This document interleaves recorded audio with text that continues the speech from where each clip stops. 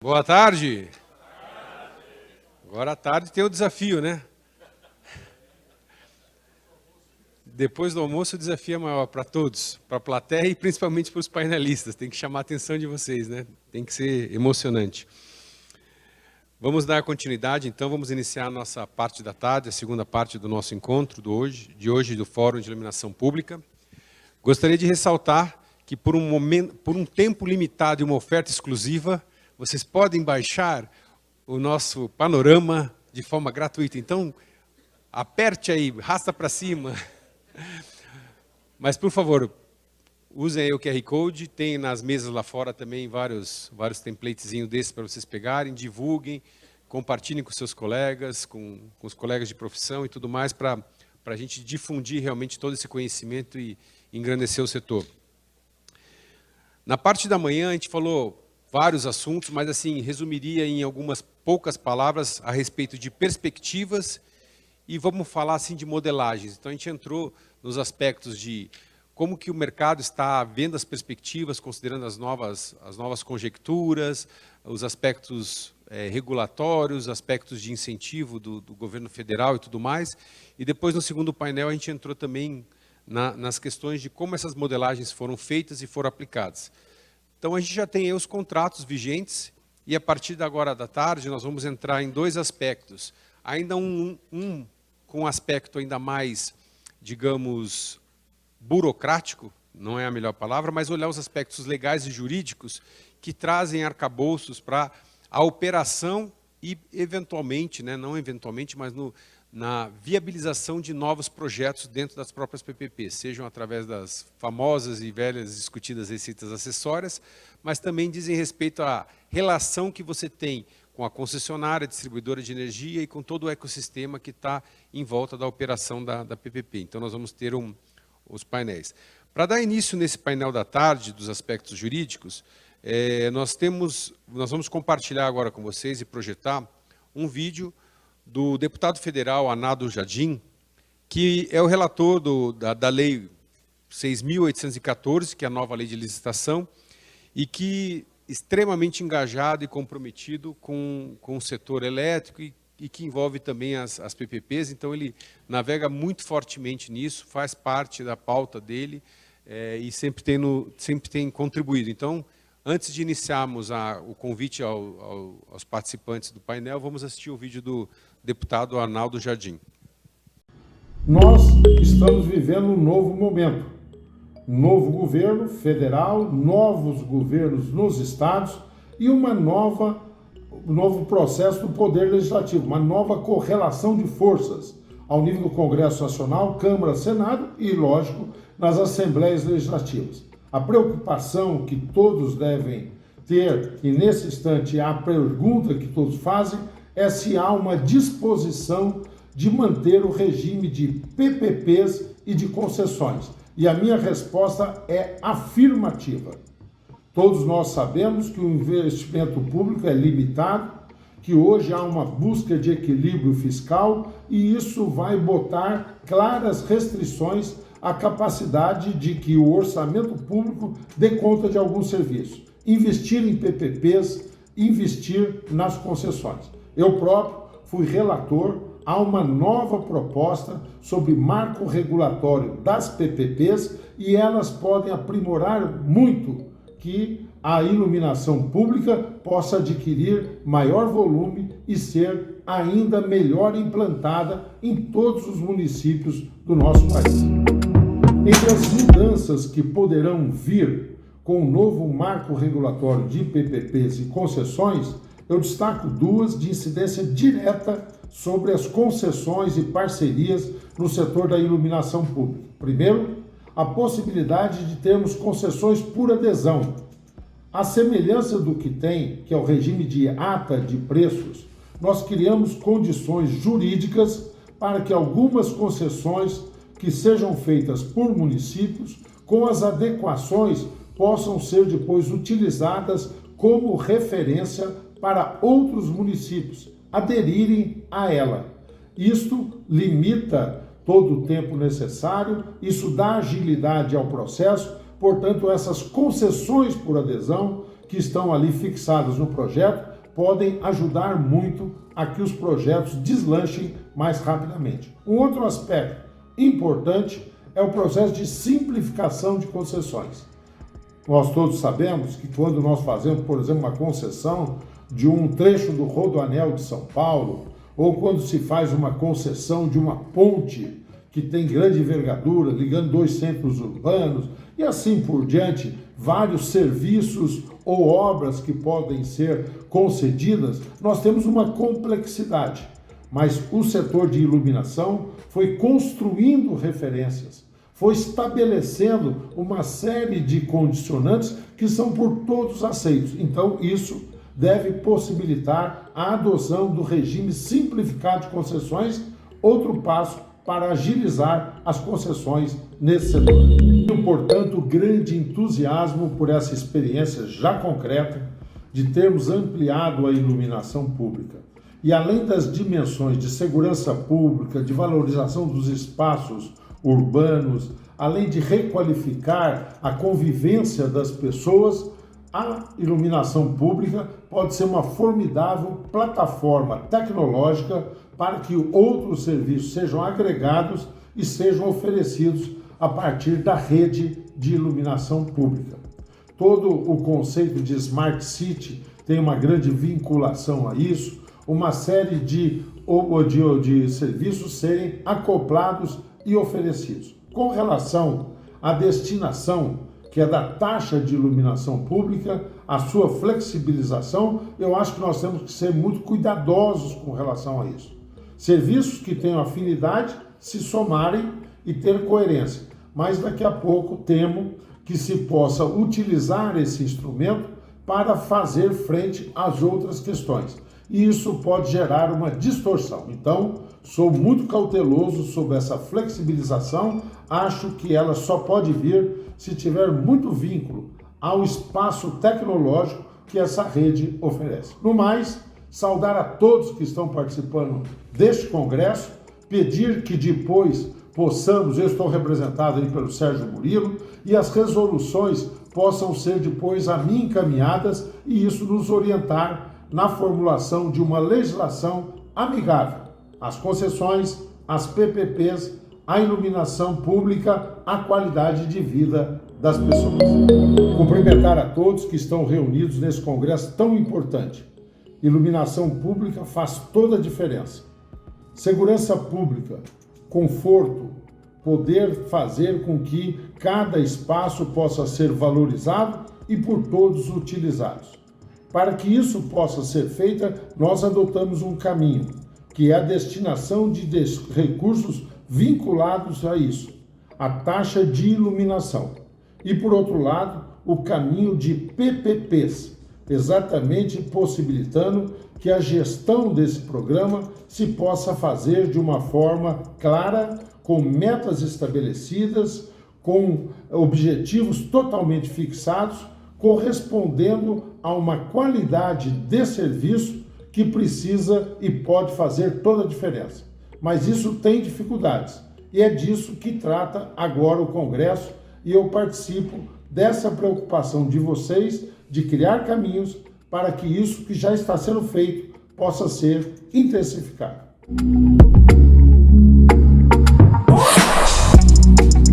Ok. Então agora eu vou convidar os participantes desse painel de aspectos jurídicos relacionados às PPPs de iluminação pública. Inicialmente do Lacaz Martins Pereira Neto, Gurevich Choeire Advogados, chama a doutora Vanessa Rosa, que vai nos falar, vai dar alguns embasamentos sobre a nova lei de licitação 14.133 para os projetos PPPs de iluminação pública. Doutor Eduardo Gurevich, que vai falar dos aspectos jurídicos na possibilidade de geração de receitas acessórias em iluminação, nas PPPs de iluminação. Doutora Gabriela Silvério Pagliuca, que vai falar sobre a resolução da ANEEL número 1000 e quais os impactos que tem isso para os municípios e concessionários. E do escritório Gouveia Giorelli Advogados, chamo o doutor Alfredo Giorelli, para nos falar das relações entre as concessionárias de iluminação pública e as distribuidoras de energia. Para liderar e conduzir esse painel, chamo o nosso presidente, Dr. Pedro Vicente Iacovino. Boa tarde a todos. Bom revê-los aqui. A gente espera agora que a gente consiga atrair vossa atenção e disfarçar o soninho pós-almoço aqui. Nós vamos entrar nos temas mais candentes, mais polêmicos, mais indefinidos. Quer dizer, a gente está num processo contínuo, né, de aprimoramento regulatório e legislativo. E então trouxemos uma seleção de temas aqui que certamente vai prender a atenção de vocês. Bom,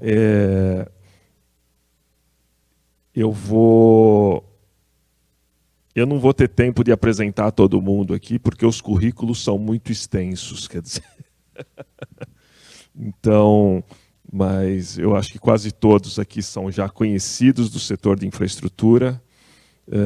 O escritório do Lacaz Martins, Pereira Neto, Chueira e Gurevich já atua no setor há muito tempo, e está bem representado aqui com 3 ícones.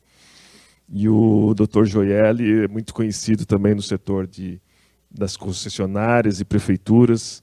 Eu brinco com ele que ele é o carrasco das distribuidoras. Quer dizer.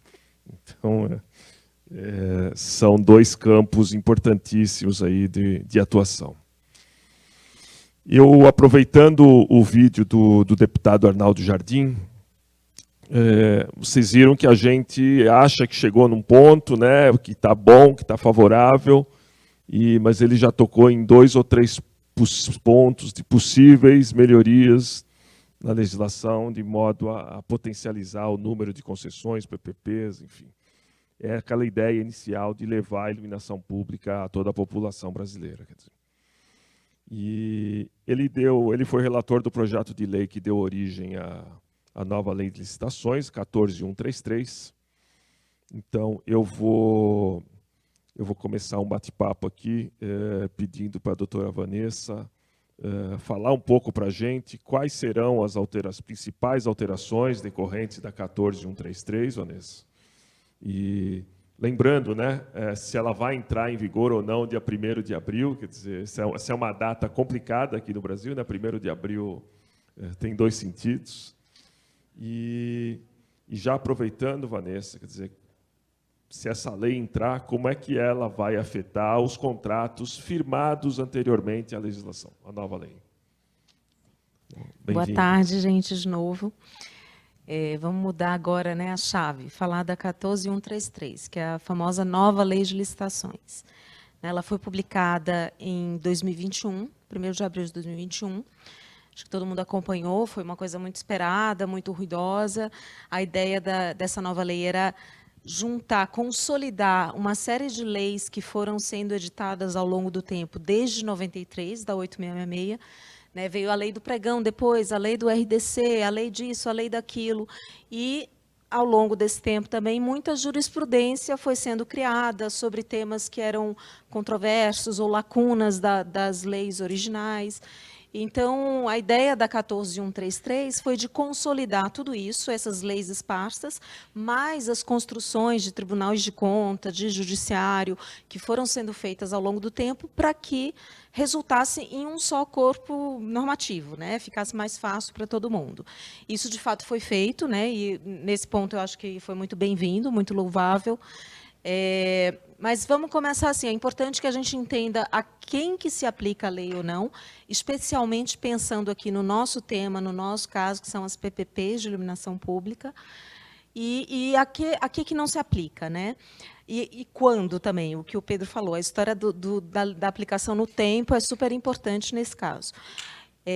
Primeiro, fica fora da lei as estatais, né? Então, qualquer contratação de estatal, porque a estatal já tem a sua própria lei, né? A Lei 13.306 de 2016, que veio a regular as licitações e contratações das estatais. Mas, no nosso caso, como as contratações são feitas por município, então a lei 14.133, a nova lei de licitações, sim, se aplica, e isso nos interessa, então. Né? Então, já começamos por aí. Se aplica à União, estados e municípios e às suas administrações públicas, tirando as estatais, como eu falei agora. E para a gente é super importante também entender a aplicação na esfera das PPPs, porque a lei, nova lei de licitações, ela fala expressamente 2 dispositivos muito importantes para nós. Um é que esta lei se aplica para aquilo em que não houver uma lei especial, né, como é o caso das concessões e PPPs, que tem uma lei especial de concessões, uma lei especial de PPPs. E também nas disposições finais transitórias, bem no finalzinho da lei, ela também diz que esta lei se aplica subsidiariamente à Lei 11.079, que é a lei das PPPs. Então, ela se aplica ou não se aplica às PPPs e até onde? Até quando? Até qual que é essa fronteira? Né? Então, sim, ela se aplica aos processos de PPP. A nova lei vai se aplicar às licitações de PPP. E o que se entende? Que durante o procedimento licitatório, para regular a licitação, a lei de licitações, tanto a 8.666 regulava, quanto a 14.133 regulará, a partir de agora, os processos licitatórios de PPPs. Né? Então, as regras do processo licitatório vão seguir a nova lei de licitações, assim como seguiram até então, até agora, né, a 8.666. E a execução do contrato, depois que assina o contrato de PPP, continua se aplicando a lei de licitações e contratos administrativos gerais ou não? Isso é uma coisa que sempre ficou um pouco num limbo, assim, tem gente que aplica subsidiariamente. O que é aplicar subsidiariamente? Né? É aplicar naquilo que cabe. Então, os processos, os contratos de PPP, como são contratos muito particulares, tem uma série de mecanismos muito peculiares e que são regulados por lei especial, pela lei própria das PPPs. No geral, a execução dos contratos, a gestão contratual, desde a sua celebração até a extinção, né, o final do contrato, eles são regulados pelas leis especiais, né, de PPPs, no nosso caso. Aplica-se alguma coisa aqui e ali à lei de licitações e contratos gerais, né? Como, por exemplo, vou dar um exemplo que é muito típico. As garantias do contratado privado, que a concessionária privada presta, né? Geralmente seguro-garantia, elas seguem as regras da lei de licitações, durante toda a execução contratual. Mas as particularidades da execução do contrato é um pouco diferente. Então, vou dar outro exemplo. Sempre se questionou muito se aquele famoso limite de 25% dos quantitativos, né, para alteração dos contratos da 8.666, se eles se aplicavam para PPPs. Porque o mecanismo da PPP é muito diferente. Né? Então, já tem um entendimento, né? Claro que sempre tem uma controvérsia, mas tem muitos entendimentos no sentido de que não se aplica. A PPP é outro bicho.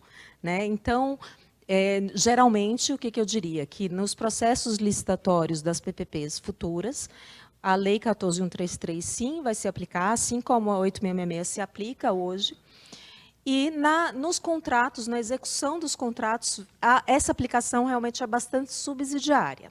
Né? Algumas coisas, certamente, vão, como toda lei nova, né, vai ter dúvida, vai ter questionamento, aplica isso aqui, não aplica, como é que faz para aplicar? Eu acho que é importante também, nos futuros contratos que vão surgir depois da lei nova, nos editais que vão ser publicados, que alguns pontos fiquem muito claros, porque, muitas vezes, a lei fala, poderá ser assim. Né, vai depender de como está no contrato e no edital. Então, mais uma vez, o papel dos estruturadores é super importante, porque, no momento da estruturação, vai saber o que pode trazer de bom e o que dá para trazer de bom da lei nova para o contrato, para o edital, para aquela licitação, aquela contratação. Então, falando então da licitação, das licitações, né, as licitações vão seguir a 14.133? Vão, como eu falei. O que mudou da nova lei para a lei anterior, a 8.666, que a gente está bem familiarizado? Algumas coisas importantes, mas eu não diria que tanto no caso das PPPs, porque, pelo contrário, a nova lei de licitações ela incorpora para as contratações em geral muitas coisas que já são das PPPs, como, por exemplo, a inversão de fases, que foi algo que começou nas licitações de concessões e PPPs e que agora virou regra para todas as licitações na nova lei. Matriz de risco do contrato, começou na lei de PPPs e agora migrou para a nova lei de concessões, para valer para todos os tipos de contrato. Então, eu diria que a lei nova de licitações, ela incorpora muitas mudanças que a lei de PPPs trouxe, né, e não o contrário. Mas tem coisas importantes da licitação. Antes, as PPPs elas só poderiam ser licitadas por meio de concorrência. Agora, teve uma alteração com a nova lei de licitações, que pode ser também por diálogo competitivo, que é uma nova modalidade de licitação que não existia, foi criada pela nova lei, que é uma licitação um pouco mais complexa. Ela tem 2 fases. A primeira fase parece um pouco um PMI, os interessados vão lá e discutem soluções alternativas, geralmente em projetos que envolvem soluções tecnológicas, inovadoras. Então, isso é importante para nós, né, para o nosso ambiente de iluminação, cidades inteligentes. E aí, a partir de que se escolhe uma proposta, um modelo, aí vai se licitar para aqueles que se apresentaram anteriormente, e vai se discutir, se negociar, é uma coisa bem aberta, e que a gente não sabe como é que isso vai acontecer, porque como é novo e como é complexo, eu acho que, como tudo, né, geralmente quando é assim, demora um pouco para pegar. Né? Então, eu acho que há essa possibilidade de uma modalidade nova de licitação para as PPPs, mas ela vai demorar um pouquinho para engrenar. Acho que vai continuar sendo concorrência do jeito que a gente conhece. Bom, e nas concorrências, o que é que muda? Muda algumas coisas de prazo. A inversão de fases é a regra agora, como eu falei, isso já acontecia nas PPPs. Né? A fase única recursal, que já era algo que vinha sendo adotado nas PPPs, agora passou para a nova lei. Então, não tem grandes mudanças. A nova lei tem um espírito muito grande de ser tudo muito eletrônico. Né? Então, os procedimentos eles são preferencialmente eletrônicos. A regra é ser eletrônico, não é ser presencial. Para ser presencial tem que ser justificado. A autenticação de documentos ficou muito mais fácil, a digitalização de tudo, que é uma tendência também que a gente já viu, principalmente pós-pandemia, isso revirou, né? E veio para ficar. Então, a nova lei consolida isso, e isso vai acontecer nas licitações de PPPs. Não há dúvida disso. Tem algumas coisas que são principiológicas, mas que também refletem o que a gente vê muito, principalmente no setor de IP, que uma das diretrizes é considerar, ter sempre em mente e valorizar nas licitações e nas contratações a inovação tecnológica. Então, no nosso caso, a gente já conhece isso, né? Tem também uma regra de margem de preferência para soluções que apresentem inovação tecnológica de 20%. O edital pode prever uma margem de preferência, né, assim como já é possível prever margem de preferência para empresas nacionais, né, no caso de empate, ou alguma coisa assim que é muito improvável, mas, enfim, isso também pode ter um reflexo interessante. Algumas regras são controversas, né? A gente até já discutiu isso internamente na BCIP, como, por exemplo, após o julgamento, quando se escolhe a melhor proposta, é possível abrir uma negociação com o proponente vencedor para mudar os termos daquela proposta. Né? Então, isso pode ser bom, pode ser ruim. Claro que o município vai querer baixar mais ainda o preço. Aí, nessa situação que a gente tem, que foi discutida de manhã, dos deságios absurdos, meu Deus, se ainda quiser abaixar mais ainda, onde vamos parar? Né? Então, essa pode ser uma preocupação. Na estruturação dos projetos, é possível que não se preveja essa regra nos editais, porque é uma possibilidade, não é uma obrigatoriedade. Então, é uma coisa para os estruturadores ficarem atentos, por exemplo, né, de tentar controlar um pouco isso. Pode ser bom uma negociação de melhores condições de cronograma, enfim. Mas, na dúvida, talvez seja bom monitorar esse tipo de regra nova que pode flexibilizar demais. Né? Mas, enfim, não vou poder falar muito, né? Se eu pudesse, eu falava uma semana inteira, porque é muito assunto interessante dessa nova lei. Eu vou aqui falar só 2 coisas bem importantes. No final, vou responder a pergunta do Pedro. Reequilíbrio econômico-financeiro, né? Que é uma coisa que todo mundo, nas PPPs, todo mundo é super atento a isso, porque, em algum momento, nós nos deparamos com o reequilíbrio econômico-financeiro de uma PPP. Então, o que a lei nova traz? Os processos de reequilíbrio, pela lei nova, eles têm que ser respondidos, os pleitos, né, têm que ser respondidos em até 1 mês pela administração pública. É uma preocupação que alguns editais já trazem essa regra, né, contratos, para que não fique aquela coisa perdida e a concessionária privada fica operando em desequilíbrio econômico-financeiro durante meses, quiçá anos, porque não tem um fim o pleito. Então, existe agora essa regra de colocar um prazo para a administração pública, que todo mundo me pergunta, e se ele não for cumprido? É uma boa pergunta, porque no caso de serviço público essencial, não pode ser paralisado, né? Mas é melhor que exista essa regra do que não exista nenhuma. E em casos de alterações unilaterais, que são determinadas pelo município, a nova lei traz uma regra também interessante. Ela tem que acontecer concomitantemente com a assinatura do termo aditivo e com o reequilíbrio já incorporado. No máximo, pode ter um delay aí de 1 mês, se for muito urgente, começar já a execução daquele novo investimento, por exemplo, mas em 1 mês tem que ser assinado o termo aditivo e feito o reequilíbrio. É utópico?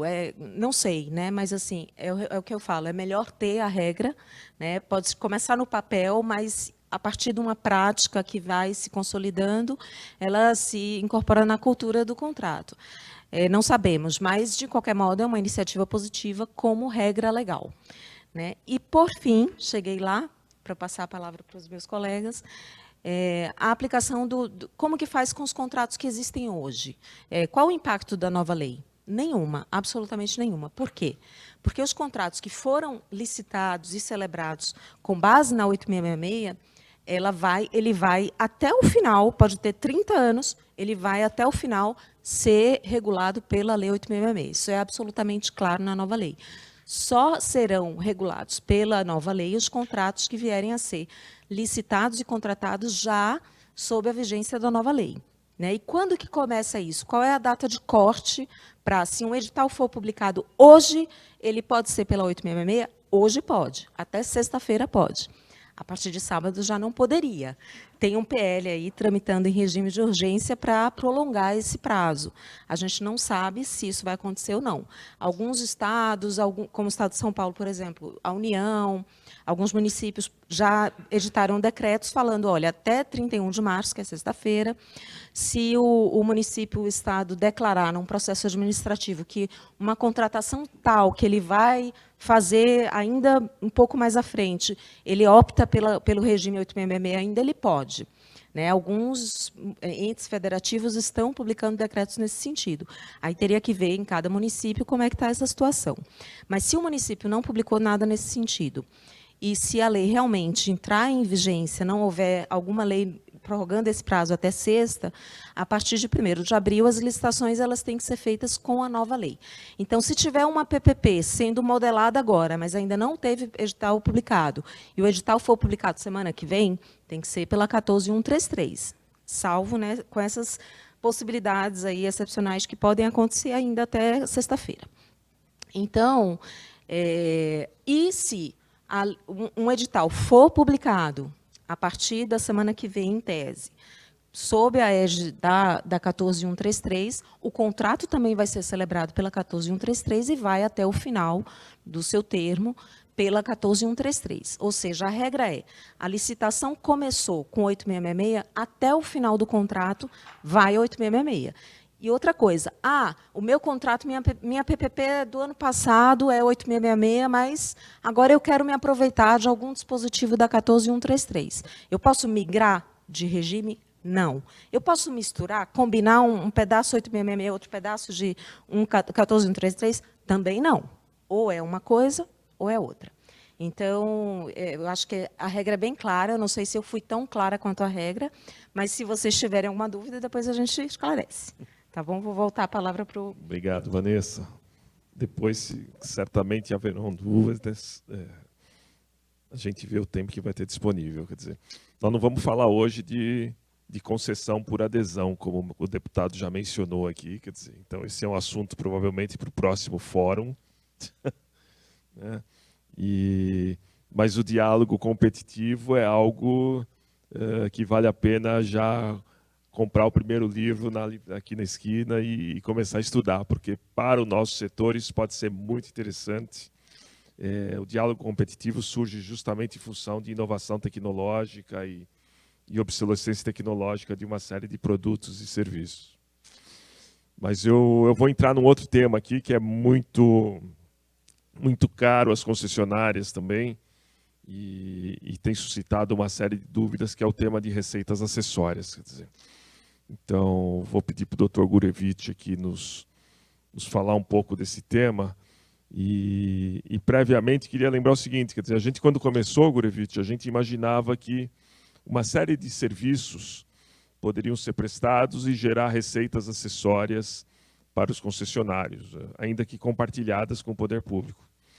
Uma parte desses serviços hoje, a gente viu que já está sendo absorvida nos próprios modelos. Então, eles deixam de ser fonte de receitas acessórias, passam a fazer parte do próprio escopo de licitação. Então, a gente tem acompanhado o mercado já há 6 anos, a gente não conhece nenhum case de sucesso de geração de receita acessória até hoje.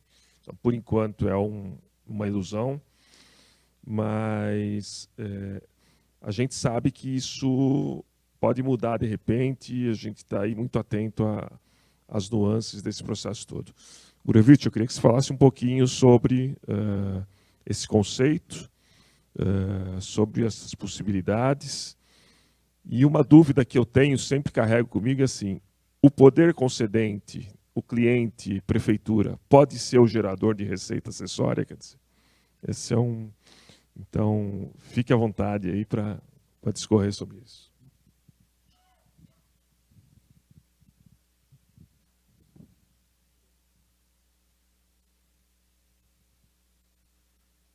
Alô? Foi. Boa tarde a todos, tudo bem novamente com vocês. Pedro, muito obrigado.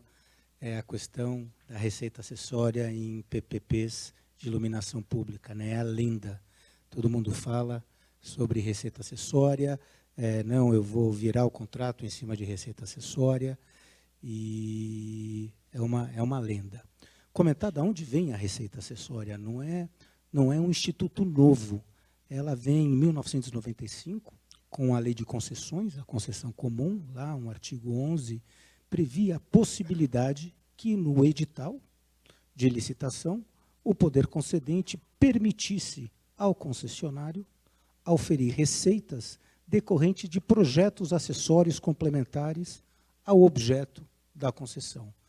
E estas são receitas acessórias, né, as famosas receitas acessórias, que deveriam favorecer a modicidade tarifária, ou seja, na medida em que o concessionário apresenta ao poder público um determinado projeto relacionado ao objeto da concessão, e este projeto acessório gera uma receita acessória, o que se quer, o que quis o legislador, e deu certo, em vários setores de infraestrutura, de que houvesse uma redução do valor tarifário pago pelo usuário. Deu muito certo, se a gente lembrar, nas concessões de rodovia, em que as concessionárias exploravam a faixa de domínio, colocando cabos de fibra ótica. Isso deu muito certo. E não há nenhum problema, e não há nenhuma discussão acerca de auferir as receitas acessórias. Mas aí se coloca um problema, e um problema relacionado ao setor que nós estamos envolvidos, iluminação pública. Puxa vida, o próprio poder concedente é o contratante deste projeto acessório que gerará receitas acessórias. Mas antes eu não quero esquecer, pessoal, eu vou abrir e vou fechar um parênteses, porque eu estou olhando aqui para minha colega, a Ana Paula Perez. Ana, ela fez um artigo que é o primeiro, eu não quero, mas porque senão eu vou esquecer, Ana, e depois você vai falar, Gurevitch, você esqueceu de mim. Eu não vou fazer isso. Ela escreveu um artigo de 60 páginas sobre receitas acessórias em iluminação pública.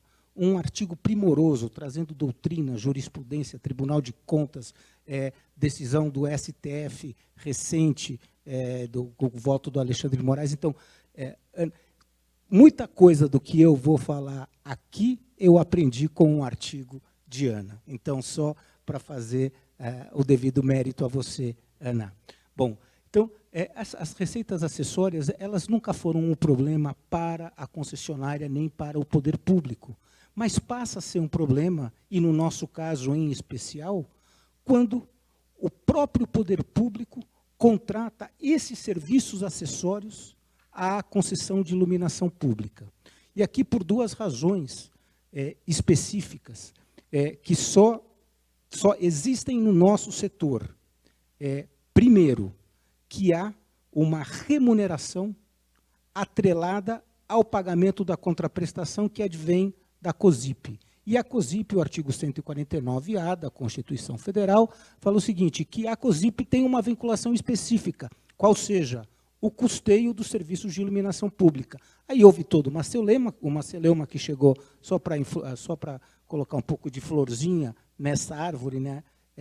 Uma celeuma que chegou ao STF, voto do Alexandre de Moraes, um voto bastante interessante, mas que se perguntava, neste recurso extraordinário, se a COSIP poderia não só financiar o OPEX, mas financiar o CAPEX, também o investimento. E a resposta foi afirmativa pelo Supremo Tribunal Federal, inclusive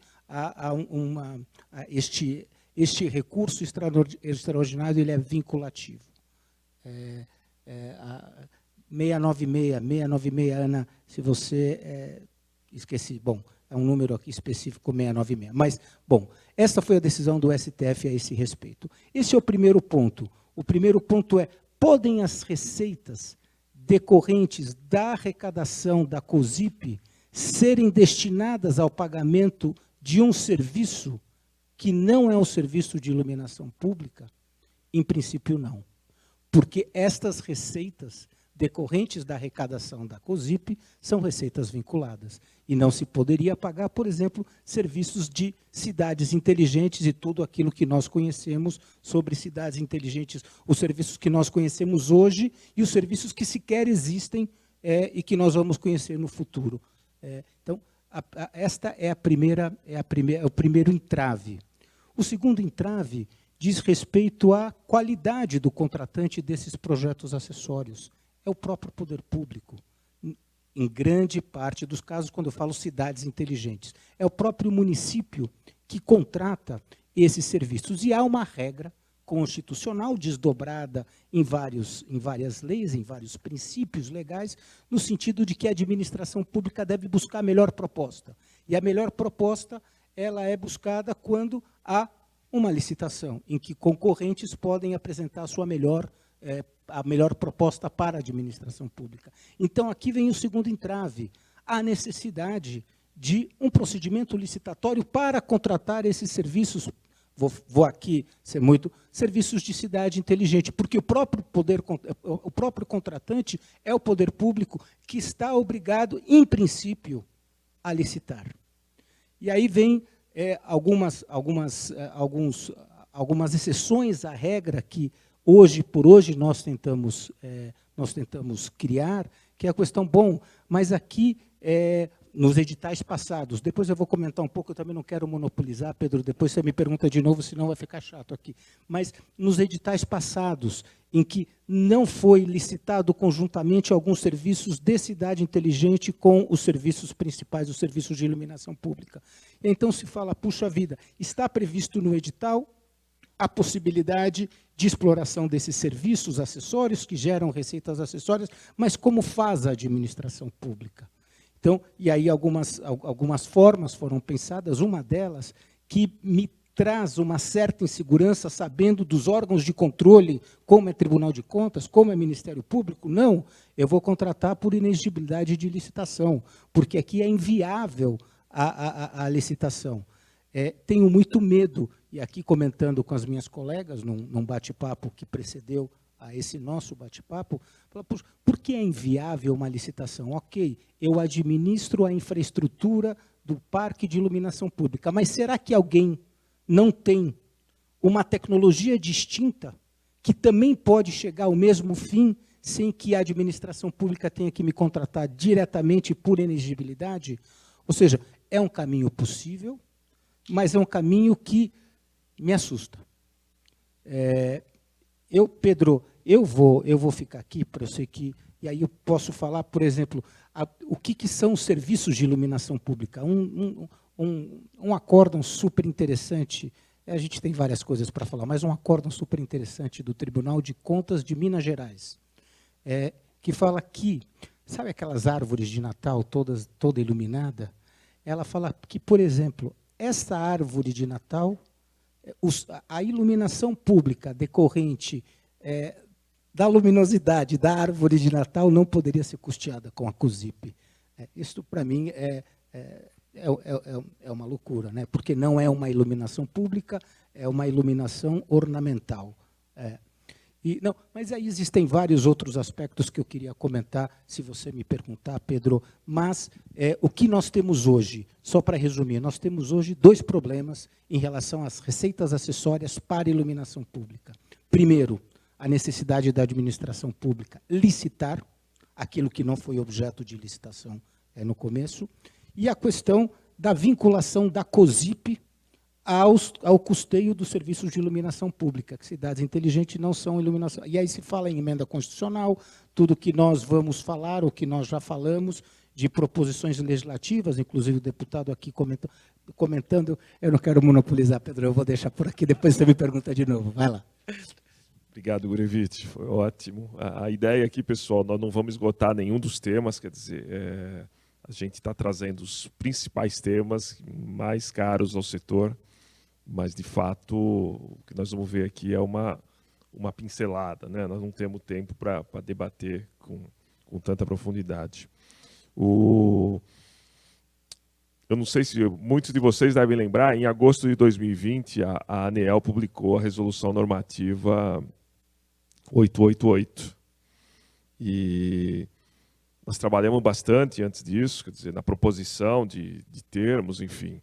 A ideia era disciplinar uma série de relações entre concessionárias de iluminação pública, concessionárias de energia elétrica, distribuidoras especialmente, e prefeituras. E a gente, na ABCIP, quando foi promulgada essa resolução, a gente comemorou muito, entendemos que foi uma vitória para o setor, mas durou pouco assim, a alegria, especialmente para os municípios. Né? A ABRAD, que é a Associação Brasileira das Distribuidoras de Energia, que é uma entidade muito bem estruturada também, já existe há muitos anos, entrou com mandado de segurança contra a resolução e suspendeu parcialmente os efeitos da norma, prejudicando frontalmente os municípios. Quer dizer, então, o ponto que a ABRAD contestou e que até hoje se encontra sob litígio foi a cobrança pelos serviços de arrecadação da COSIP. Né? Então, vou dar um exemplo aqui. Eu dirijo um projeto de Caraguatatuba e a prefeitura paga para a concessionária de energia 5% do que ela arrecada como tributo. Quer dizer, então, nós estamos falando em 5% de um tributo está indo para a concessionária de energia a título de custo, de ressarcimento de custos. Existem outros municípios do país que esse número chega a 10%. Eu queria pedir aqui a participação da doutora Gabriela Pagliuca para nos falar um pouco sobre como está esse processo, esse mandado de segurança, quer dizer, em que ponto chegamos e que perspectiva que nós temos no sentido de desobstruir essa relação e fazer com que os municípios paguem não quero... A ANEEL definiu que deveria ser de graça, né? Gratuito, absolutamente gratuito. Eu acho isso até a ABRAD poderia questionar, mas da forma que está hoje, chegando até 10%, quer dizer, o tributo está indo para a distribuidora de energia, me parece um desbalanço absurdo. Doutora Gabriela, queria que nos posicionasse sobre o atual estágio disso. E nós tivemos aí, a doutora Agnes comentou pela manhã, né, esse assunto, o doutor Daniel Bego também está aqui, enfim, acompanha isso para e passo na ANEEL, mas é importante para a gente saber onde chegamos.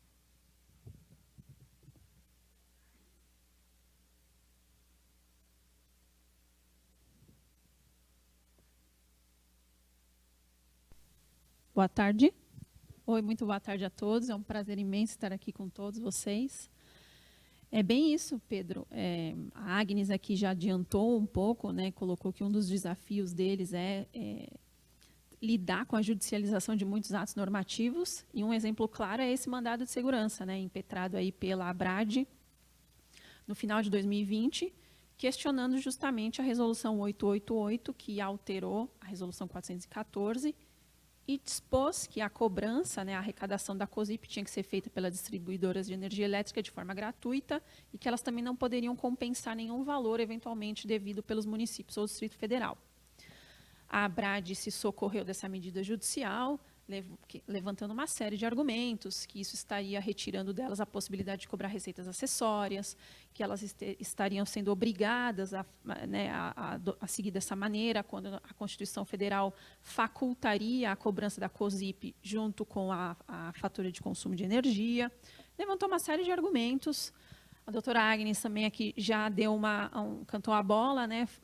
Na verdade, a sentença já foi proferida.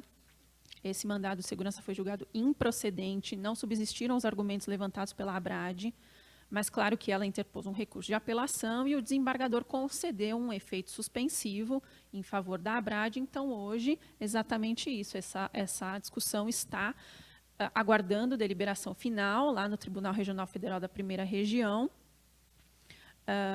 desde praticamente há 2 anos, aguardando o julgamento.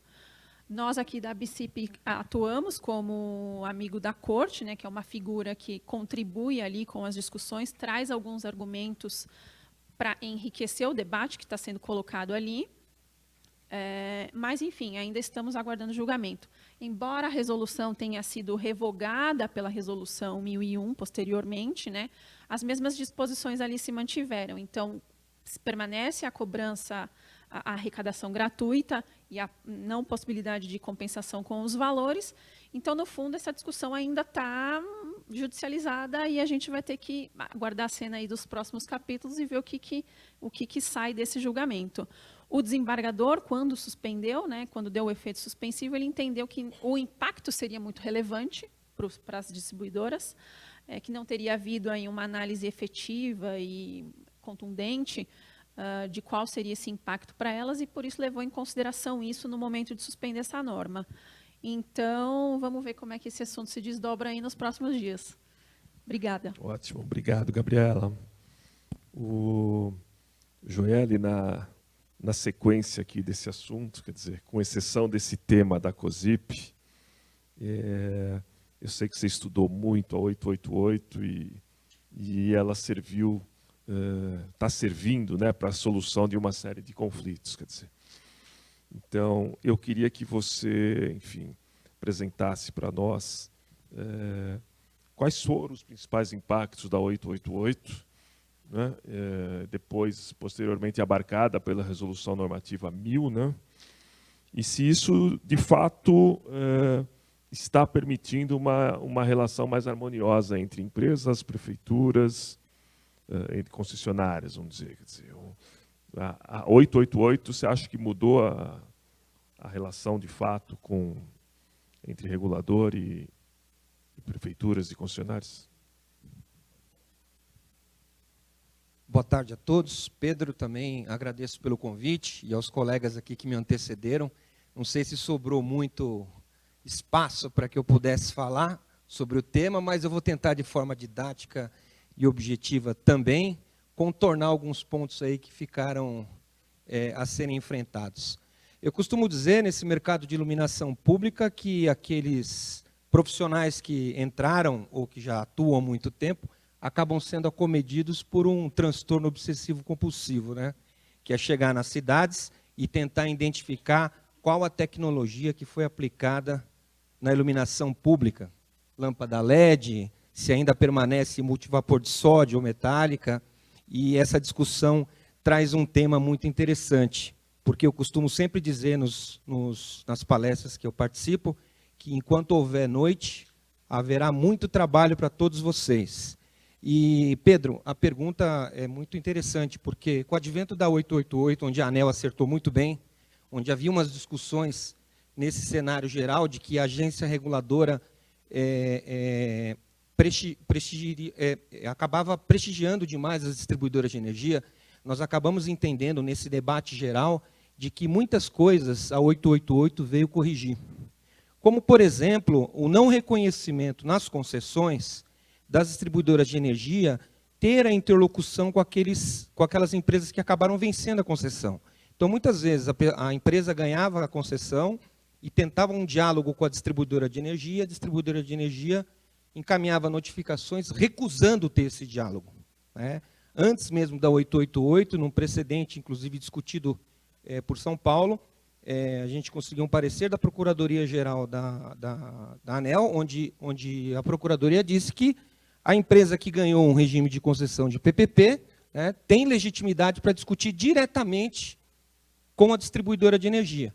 E aí veio a 888, onde, mesmo com a resolução da 888 e a resolução 1000, que trouxeram essa legitimidade da delegação de serviço, ainda você encontra resistência das distribuidoras nesse diálogo, tanto no encaminhamento de solicitação de informações, quanto no pedido de abertura de prestação de contas, por exemplo, da COSIP, onde muitas vezes vem informação picada, não vem com faturamento, arrecadação e quantidade de consumidores, ou mesmo também detalhamento do cadastro que a distribuidora hoje vem faturando o consumo estimado da iluminação pública. Então, muitas vezes, os editais de licitação que são lançados, eles possuem um quantitativo de pontos de iluminação que a própria distribuidora de energia diverge. E aí, o que vem acontecendo com o advento da 888, e posteriormente a nova resolução, colocou em prática algumas discussões de precedentes, de discussões administrativas na ANEEL, de que o que deve prevalecer? O cadastro da distribuidora para efeitos de faturamento ou o cadastro da prefeitura? A ANEEL se posicionou já reiteradamente de que o que prevalece é o cadastro da prefeitura e da concessionária quando comunicado à distribuidora de energia. E, a partir do momento da comunicação, deve prevalecer a redução de carga quando efetivamente ocorrer a eficientização do parque de iluminação pública. E aí um outro tema também muito importante da Resolução 1000, que isso veio para trazer até alegria para o setorial, Pedro, é que em qual momento deve ser contabilizado o prazo retroativo para a devolução dos valores da eficientização? É do momento da comunicação ou do momento da instalação da luminária?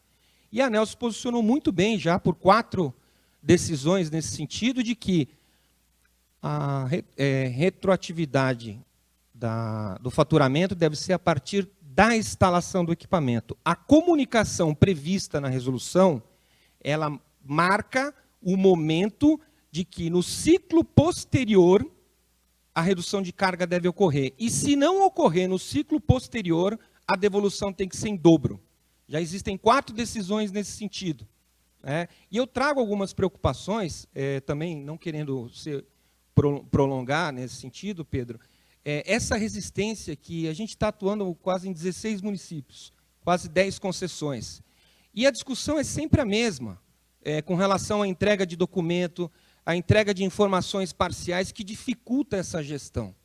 Então, esse conflito com a distribuidora, embora ele tenha diminuído, a gente vem encontrando em cidades menores que não tem uma resistência, não tem um quadro técnico positivo. Por isso, a parceria público-privada, ela vem no sentido de ajudar os municípios que têm essa deficiência. E trago aí 2 preocupações para quem está em concessão. Cuidado com rede DAT, rede blindada das distribuidoras de energia, que estão fazendo a inversão de rede, colocando os cabos de iluminação pública vulneráveis aos locais onde tem muito furto e colocando medição, e a partir desta medição, a iluminação pública que antes era estimado vai passar a ser medido com consumo de furto sendo imputado para o poder público. Só que a ANEEL também já se posicionou de que, ao fazer a rede blindada, a distribuidora obrigatoriamente deve entregar um mecanismo ou um instrumento que permita a medição em tempo real para o município. Caso contrário, qualquer medição acima da carga instalada anterior, que era estimada, deve ser devolvida em dobro. Então, alguns cenários de preocupação, porque alguns estados já estão ocorrendo a inversão de rede blindada com o mecanismo de medição, e aí o que acontece? O que era estimado passa a ser medido e a distribuidora não tira do quadro da memória de cálculo o estimado e fica cobrando o estimado e o medido dos mesmos pontos que estão ocorrendo. Tem 4 cidades nessa situação onde estão ocorrendo essa discussão junto ao ANEEL. Então, eu acredito que essa resolução ela veio para aprimorar realmente, só que, ao longo do tempo, como a doutora Agnes mesmo falou, os casos concretos devem ser levados à ANEEL para que a gente consiga uma discussão mais produtiva. Obrigado, Joelle. Eu não estou vendo o Gardner aqui com um cartazinho de tempo, não sei. Vai me avisando, hein, Gardner? Eu acho que ainda temos bastante tempo aqui. Eu vou fazer uma pergunta para a Vanessa, uma pergunta mais específica, viu, Vanessa? Mais pontual. Ela veio da Bahia e ela adora falar. Mas tem um ponto que chamou a atenção, Vanessa. O Felipe Teles, da Caixa Econômica Federal, até comentou durante a entrevista para o Panorama que ele se percebia hoje uma popularização da solução, né? A modelagem das PPPs de iluminação pública tem tomado um formato mais comum, mais conhecido por todos. Isso fez com que o ciclo de contratação se encolhesse muito. Quer dizer, o Leonardo Santos até citou 9 meses aqui. Quer dizer, o que eu queria saber, com essa mudança de legislação, com a entrada da 14133, você acha que os modelos podem sofrer uma alteração importante e a gente ter algum retrocesso, pelo menos nesse início, vamos dizer? Alô? Olha, eu não sei se eu sou muito otimista, mas eu acho sinceramente que não. Inclusive, a gente também trabalha com estruturação de projetos, e em vários projetos que a gente está estruturando, não necessariamente de iluminação pública, também de outros setores, a gente está nesse momento de que está tudo pronto, minutas prontas, e vai mudar a lei, a gente tem que ajustar. E eu considero que, juridicamente, é um ajuste simples. Então, não acho que isso seja algo que vá justificar atrasos de 1 ano, porque não. Se isso acontecer, o problema é outro, e estão usando isso como desculpa.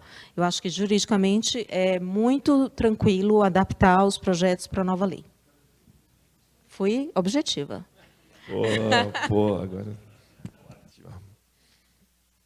Ô, Gurevitch, um outro ponto, que não sei se para mim não ficou tão claro, talvez na primeira resposta, ou não houve o tempo suficiente, quer dizer, há algum conflito de interesse quando o poder concedente, a prefeitura, decide pagar uma receita acessória ou fazer uma alteração de escopo, contratando o mesmo concessionário para prestação de serviços adicionais? Isso é algo que muita gente pergunta, muita gente quer fazer, e os tribunais de conta, por exemplo, me parecem bastante resistentes a isso, porque acaba sendo uma forma de contratação sem licitação, vamos dizer, na maioria dos casos. E, enfim, não me parece uma situação confortável, mas eu queria que você abordasse do ponto de vista legal se isso é um pecado ou não, quer dizer... Pedro, obrigado. Boa pergunta. Na verdade, a contratação de projetos acessórios que geram receitas acessórias, na verdade, existe uma congruência de interesses entre o poder concedente, a concessionária e o munícipe. Na verdade, esses projetos são de todo bons. Qual é a questão que se coloca? O que eu comentei é a ausência de procedimento licitatório, ou seja, há uma disposição no edital que permite, que autoriza ou permite a exploração de projetos acessórios, e lá você contrata, a concessionária contrata o próprio poder concedente para prestar esses serviços acessórios, com dispensa de licitação, inexigibilidade ou porque já está previsto no edital. Isto, os órgãos de controle, eles vêm com uma lupa muito grande.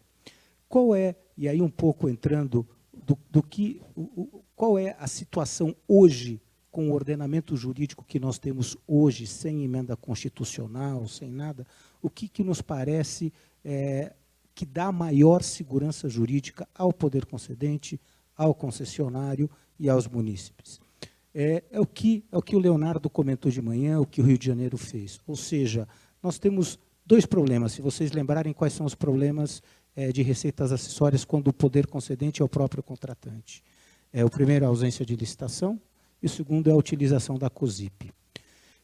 O que se está fazendo, e eu acho de bom tom, é agregar determinados serviços de cidades inteligentes no próprio edital de licitação de iluminação pública. Ou seja, neste caso, o primeiro aspecto seria superado. Houve licitação.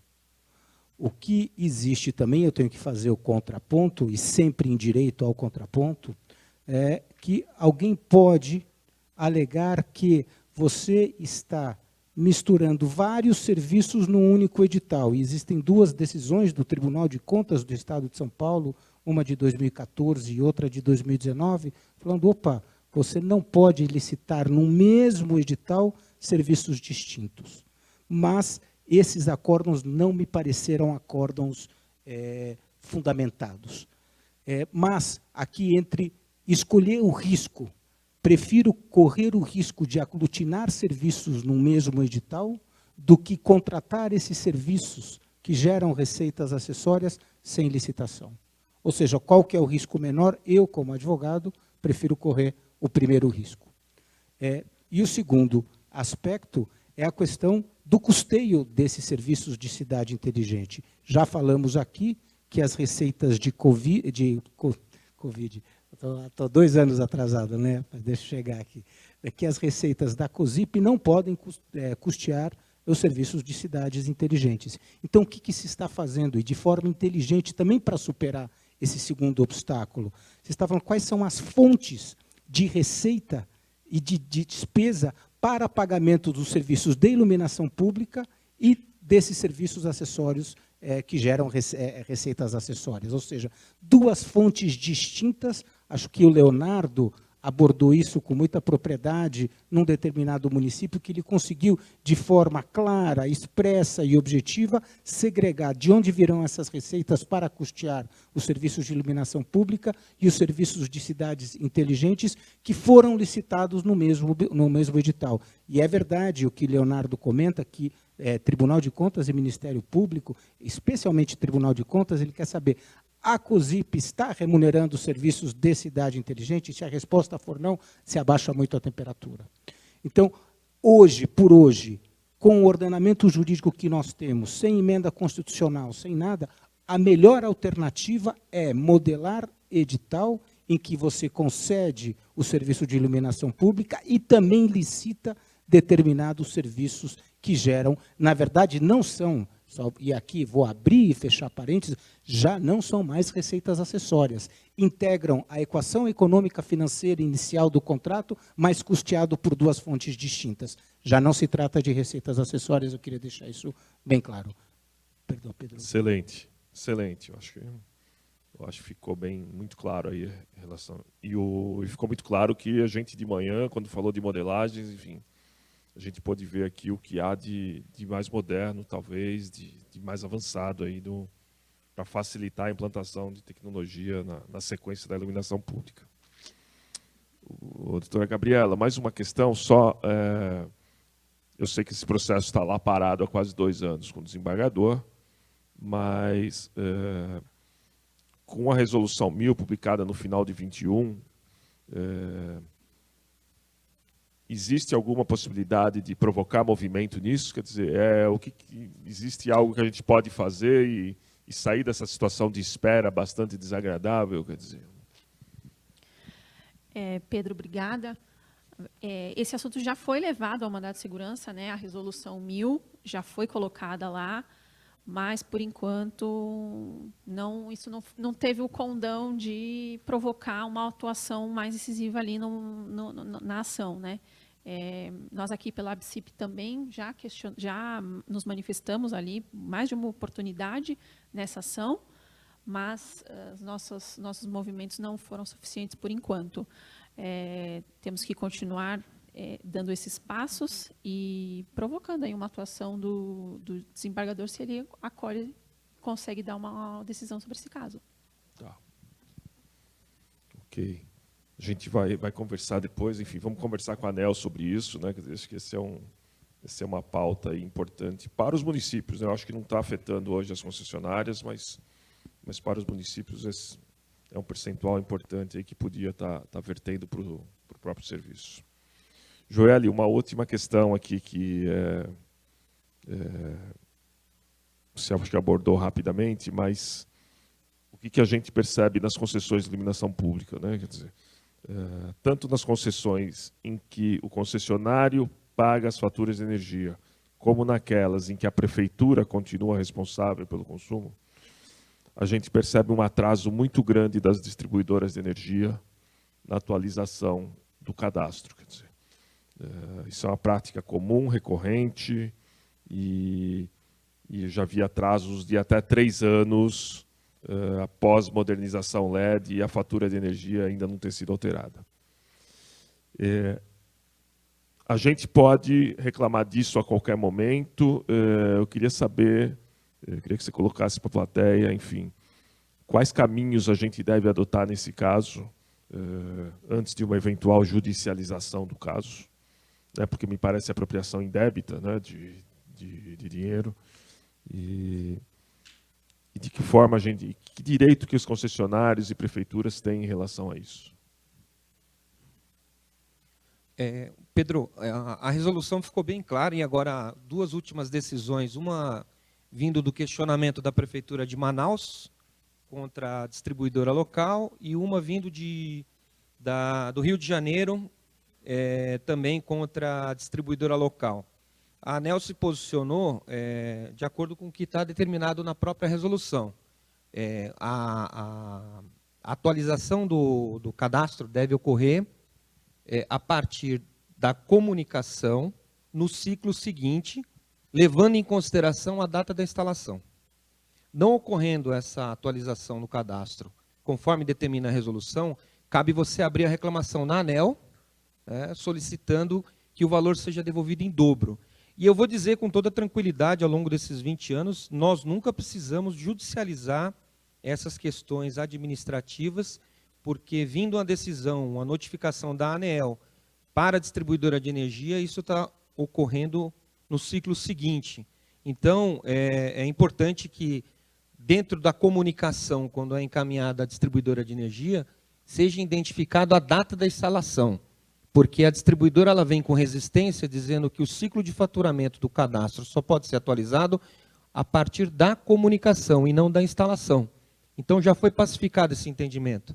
Não é a partir da comunicação. Você comunica, no ciclo seguinte, ele precisa fazer a atualização no cadastro e trazer para você os faturamentos retroativos a maior, também como compensação na próxima fatura. Ótimo. Pessoal, obrigado, Joeli. Obrigado, Gurevich. Obrigado, Vanessa, Gabriela. Temos tempo para uma questão, Gardner? Temos tempo para uma questão aí. Alguém se candidata? Edson, por favor.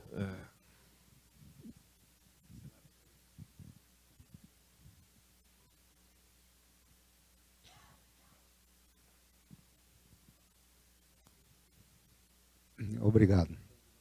Eu queria, se pudesse indicar concretamente, quais são as receitas acessórias interessantes que têm sido implementadas pelos concessionários.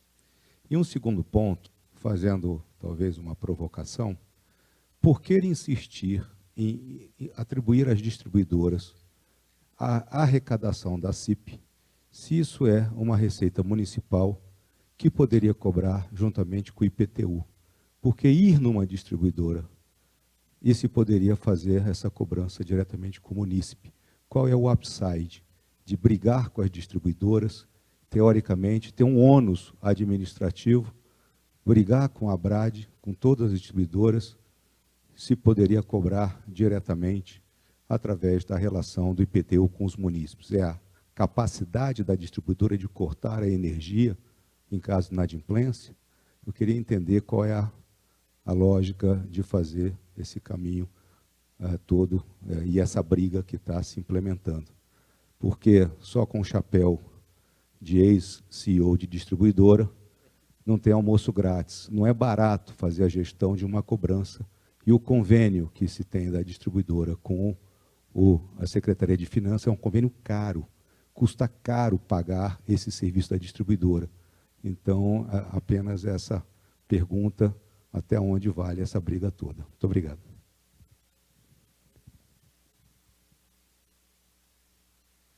Edson, boa tarde. Muito boa pergunta em relação às receitas acessórias, né? Mas é a pergunta do milhão e a resposta do milhão, né? É o que todo mundo está querendo falar, da onde, que serviços eu posso proporcionar que geram receitas acessórias. E aqui eu vejo, na verdade, vários serviços que estão sendo sugeridos pelos concessionários, aí eu não sei se os concessionários estão ou não prestando esses serviços, mas serviços relacionados a cidades inteligentes. Por exemplo, controle de semáforo automático, controle de movimentação de pessoas.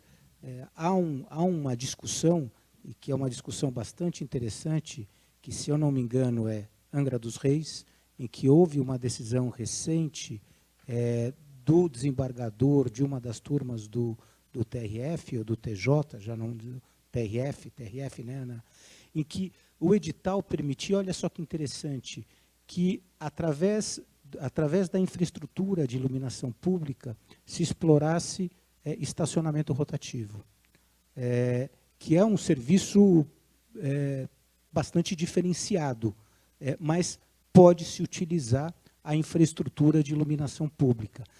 Então, Edson, acho que o céu é o limite. Que serviços são esses, ainda mais com o IT? Que serviços são esses? A criatividade vai determinar. Eu acho que nós estamos engatinhando e tentando fazer com que esses serviços que geram receitas acessórias possam se viabilizar, não da forma que eu comentei ainda, licitando tudo num único edital, que me parece hoje o mais apropriado. Mas são vários serviços, Edson. Ok, Gurevitch, obrigado. Eu posso, enfim, a gente tem estudado uma família muito ampla de possíveis serviços, quer dizer, que tem sinergia direta com iluminação pública, né? E já temos visto alguns contratos colocando em prática isso. Eu diria que os mais comuns são o monitoramento de áreas públicas, quer dizer, através de câmeras, por exemplo, várias tecnologias de câmeras. Mas nós podemos pensar num monitoramento de transporte coletivo, por exemplo, do fluxo de veículos, fluxo de táxis pela cidade, o monitoramento da rede de drenagem. E eu diria que, a partir do momento que você tem conectividade na cidade, quer dizer, um anel de transmissão de dados, você consegue instalar uma série de sensores que vai permitindo o exercício de uma série de serviços. Quer dizer, eu acho que eu não citei a zona azul também, né, o estacionamento rotativo, muito comum, radares, enfim. O que eu sempre falo, quanto menos poste tiver na cidade, melhor. Quanto mais sensores estiverem discretamente acoplados ao sistema de iluminação pública, melhor.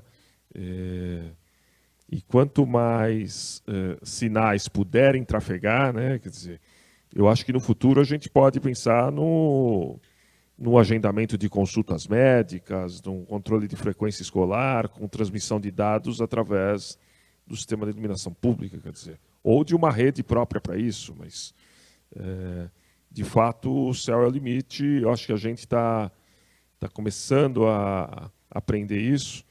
Tem uma metáfora muito boa, Edson, que eu aprendi com israelenses, quer dizer, ele falou, há 13 anos atrás, acho que ninguém tinha iPhone aqui, né? Não existia o iPhone.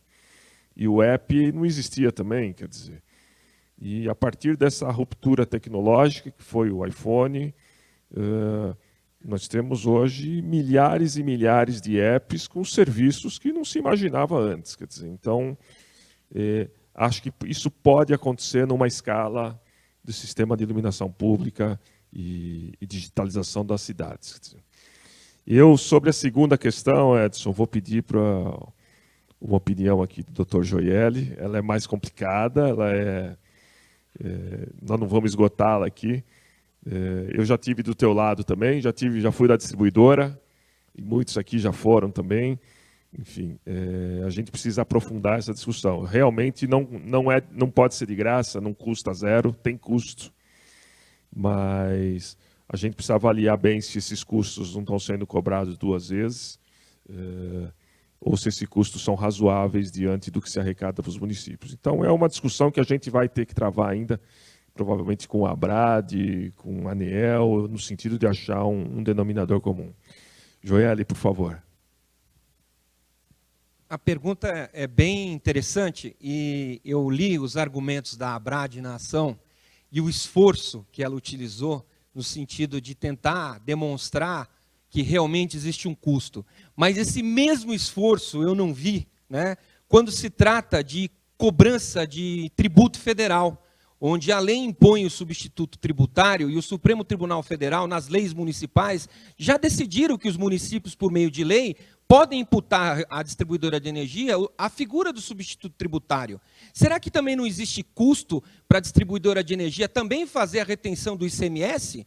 Será que ela não utilizou o mesmo argumento na ação que diz que a CIP, quando ela cobra, tem um custo? Quer dizer que para o governo estadual não tem custo, para o governo federal não tem custo, e para o município, onde gera uma receita própria, advinda do Tesouro Nacional, onde ela se apropria do valor e compensa a conta de energia com faturas estranhas à iluminação pública, não possibilitando a ela a oportunidade de conferência de cada item que está sendo cobrado no faturamento estimado. E aí eu venho um argumento da ABRAD, ô Pedro, no sentido de que tem custo. Qual é o custo que o município tem de não enxergar efetivamente o repasse da receita da contribuição de iluminação pública? Quantos municípios estão sendo lesados por distribuidora, onde estão sendo incluídos no parque de iluminação da cobrança, entendeu? Prédio público, ou outras faturas e débitos existentes de TOIs, o termo de ocorrência e inspeção, lavrado por meio de censo, onde não houve o contraditório para discutir quantos pontos estão sendo cobrados de uma carga que supostamente a distribuidora de energia disse que o município instalou. Então, eu não encontro o mesmo argumento das distribuidoras no sentido do governo federal. Por quê? Porque a concessão é federal e eu não vou me indispor com o governo federal? Por que não tem esse mesmo argumento com a retenção do ICMS, cuja carga está majorada em 25%, e a lei federal teve um convênio recentemente e reduziu a carga tributária? Por que a distribuidora também não utiliza o mesmo argumento com o Estado e diz, esse convênio para mim é caro?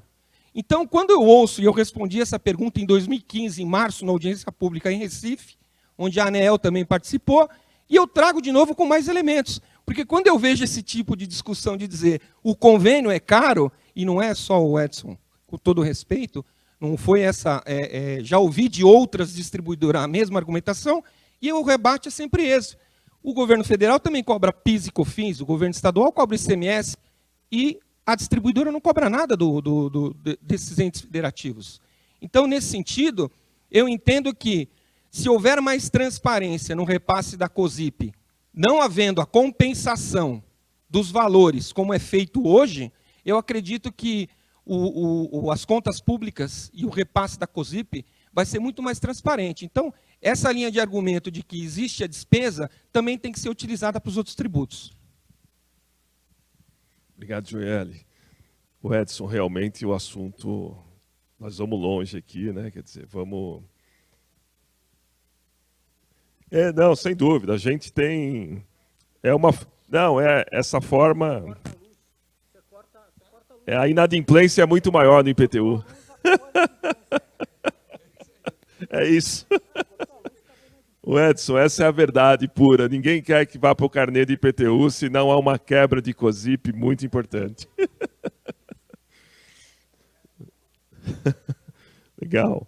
Pessoal, eu vou ter que encerrar esse painel, uma delícia aqui, aspectos jurídicos, enfim. Eu sempre brinco, sempre tem um advogado no caminho do engenheiro. Hoje tem um engenheiro no caminho dos advogados aqui. Mas o...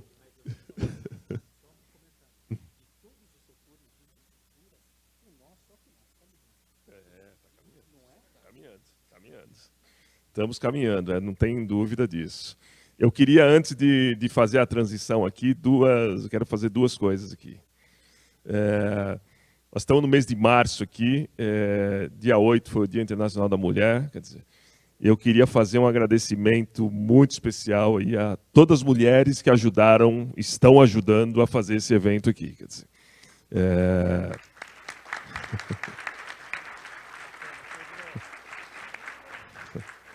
mas quero que vocês aplaudam cada uma delas também.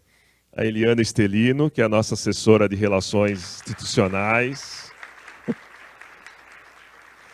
A Leila Reis, que foi a autora, intelectual e elaboradora de todo o panorama. A Vivian Leite, que eu não estou vendo, está ali. A Vivian é quem acompanha os dados de mercado diariamente, quer dizer, é um trabalho bastante árduo. Marília Guerreiro, não estou vendo. Está aqui? Não. Marília do Lacá sempre nos auxilia. E dois agradecimentos especiais aqui a duas cariocas aqui que deram uma cara diferente aqui para o evento. Quer dizer, primeiro a Jaque Mota, que foi a produtora desse vídeo que vocês já viram duas vezes aqui. Por um destino, esse vídeo foi produzido no Rio de Janeiro. E a Mônica Miloni, que é a consultora de comunicação aqui, também nos auxiliou durante 2 meses aqui, bastante. Bom, por último, a Regina de Gramont está aqui tirando fotos para nós todos aqui, se esse evento passar à posteridade. Tem muitas mulheres aqui, né? Tem muitas mulheres do lado de lá, enfim, eu acho que está dado. Queria usar também mais 5 minutos aqui, queria convidar o Edson para vir aqui e a equipe da SEB. Nós temos a alegria hoje de fazer a filiação da SEB aqui junto à ABCIP. E a gente combinou de fazer um ato de filiação simbólica aqui, uma assinatura digital.